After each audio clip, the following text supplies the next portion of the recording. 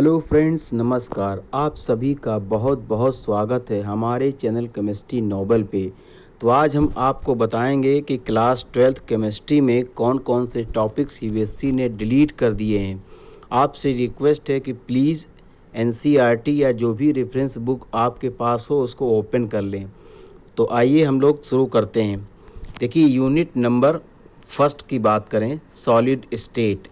तो इसमें से आपका जो टॉपिक रिमूव किया गया है वो है electrical and magnetic properties of solid. इसी के अंतर्गत आता है band theory of metals, conductors, semiconductors, insulators, N and P type semiconductors. इन सभी टॉपिक्स को सॉलिड स्टेट के लेसन से पूरी तरीके से हटा दिया गया है। अब लेसन नंबर 2 की बात करते हैं हम लोग सॉल्यूशन के बारे में।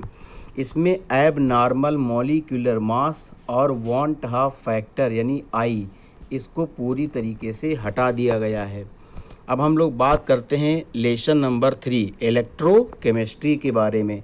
इलेक्ट्रोकेमिस्ट्री में लेड एक्यूमुलेटर यानी कि लेड स्टोरेज बैटरी को रिमूव कर दिया गया है, फ्यूल सेल रिमूव कर दिया गया है, कोरोजन हटा दिया गया है, लॉ ऑफ इलेक्ट्रोलिसिस यानी फैराडेज लॉ ऑफ इलेक्ट्रोलिसिस, चाहे वो फर्स्ट लॉ हो और चाहे वो सेकंड लॉ हो, इसको पूरी तरीके से रिमूव कर दिया गया है। इसके साथ ही साथ इसमें ड्राई सेल, इलेक्ट्रोलाइटिक सेल और गैल्वेनिक सेल को भी हटा दिया गया है। तो आइए बात करते हैं लेसन नंबर 4 में, केमिकल काइनेटिक्स में। इसमें कॉन्सेप्ट ऑफ कोलिजन थ्योरी को रिमूव कर दिया गया है, एक्टिवेशन एनर्जी को हटा दिया गया है और इसके साथ ही साथ इसमें आर्हेनियस इक्वेशन को भी हटा दिया गया है। तो बात करते हैं लेसन नंबर 5 की। लेसन नंबर 5 यानी सरफेस केमिस्ट्री की बात करेंगे तो इसमें इमल्सन को नहीं पढ़ना है, रिमूव कर दिया गया है, चाहे वो टाइप्स ऑफ इमल्सन ही क्यों ना हो। और दूसरा टॉपिक है कैटालिसिस, इसको भी रिमूव कर दिया गया है। इसमें चाहे होमोजीनियस कैटालिसिस हो और चाहे हेट्रोजीनियस कैटालिसिस हो, पूरी तरीके से रिमूव कर दिया गया है। इसके साथ ही साथ activity and selectivity of solid catalyst, इसको भी हटा दिया गया है। एंजाइम कैटलिस्ट को भी रिमूव कर दिया गया है। ठीक है। लेसन नंबर 6 की बात करेंगे, general principles and process of isolation of element, इसको पूरी तरीके से रिमूव कर दिया गया है। यानी इस लेसन को बिल्कुल भी नहीं पढ़ना है, बिल्कुल नहीं पढ़ना है। ठीक है, इस लेसन को बिल्कुल नहीं पढ़ना है, पूरी तरीके से रिमूव कर दिया गया है general principle and process of isolation of element यानी कि मेटलर्जी। अब हम लोग बात करते हैं लेसन नंबर 7 की यानी पी ब्लॉक एलिमेंट्स के बारे में। ठीक है, इसमें से फास्फीन को हटा दिया गया है। फास्फीन चाहे वो प्रिपरेशन हो और चाहे वो प्रॉपर्टी हो, पूरी तरीके से रिमूव कर दिया गया है। और इसमें सल्फ्यूरिक एसिड की जो इंडस्ट्रियल प्रिपरेशन होती है, इसको भी पूरी तरीके से हटा दिया गया है। इसके साथ ही साथ ऑक्साइड्स ऑफ नाइट्रोजन, इसको भी रिमूव कर दिया गया है। फास्फोरस को भी हटा दिया गया है। उसके साथ ही साथ इसमें जो एलियोट्रॉपिक फॉर्म्स होते हैं, कंपाउंड्स ऑफ फास्फोरस होते हैं। ठीक है, preparation and properties of halides यानी PCl3 PCl5, इसको भी पूरी तरीके से रिमूव कर दिया गया है।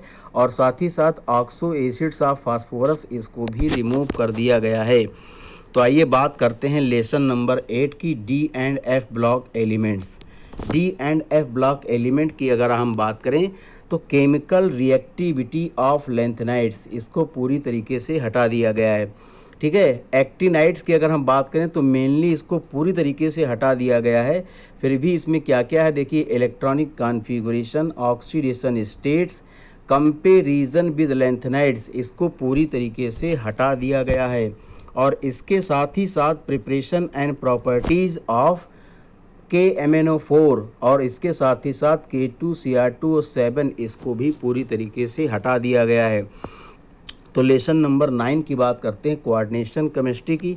इसमें आइसोमेरिज्म टॉपिक को हटा दिया गया हो, चाहे वो स्ट्रक्चरल आइसोमेरिज्म हो और चाहे वो स्टीरियो आइसोमेरिज्म हो, आइसोमेरिज्म को पूरी तरीके से रिमूव कर दिया गया है। इसके साथ ही साथ इम्पोर्टेंस ऑफ कोऑर्डिनेशन कंपाउंड्स को भी रिमूव कर दिया गया है। ठीक है, चाहे वो क्वालिटेटिव एनालिसिस में हो, चाहे एक्सट्रैक्शन ऑफ मेटल में हो, चाहे बायोलॉजिकल सिस्टम में हो, यानी कि इम्पोर्टेंस ऑफ कोऑर्डिनेशन कंपाउंड्स को पूरी तरीके से हटा दिया गया है। अब हम बात करते हैं लेसन नंबर 10 की, haloalkanes and haloarenes में।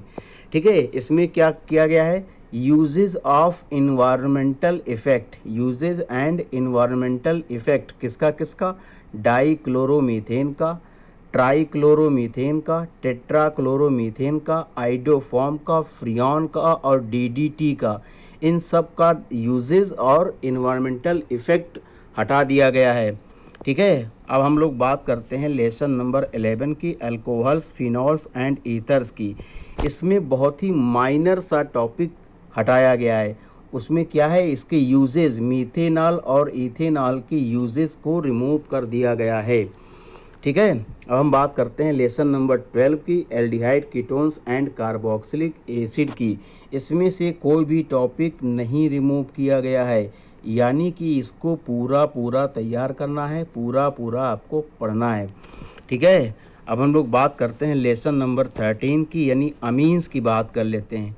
तो अमीन्स में देखिए, डाइजोनियम सॉल्ट को पूरी तरीके से हटा दिया गया, आइसोसाइनाइड्स, ठीक है, और जो साइनाइड्स होते हैं उनको भी हटा दिया गया है, चाहे इसमें प्रिपरेशन हो, चाहे इनकी केमिकल रिएक्शंस हो, ठीक है, इम्पोर्टेंस हो, इन सब को डाइजोनियम सॉल्ट को पूरी तरीके से अमीन से हटा दिया गया है।